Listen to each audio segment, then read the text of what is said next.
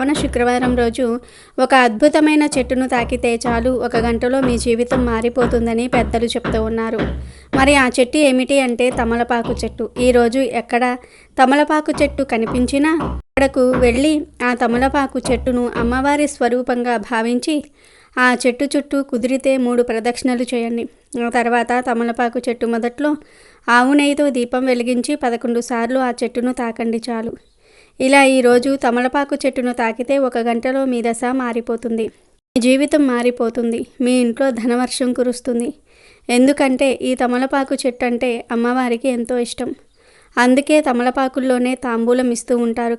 కాబట్టి ఈరోజు తమలపాకు చెట్టును తాకితే మన ఇంట్లో దైవిక శక్తులు ప్రవేశిస్తాయి. ఈ ప్రక్రియ అంతా చేయటం కుదరని వారు ఈరోజు స్నానం చేసి కేవలం తమలపాకు చెట్టును తాకితే చాలు మీకు అదృష్టం పడుతుంది. ప్లీజ్ సబ్స్క్రైబ్ చేయండి.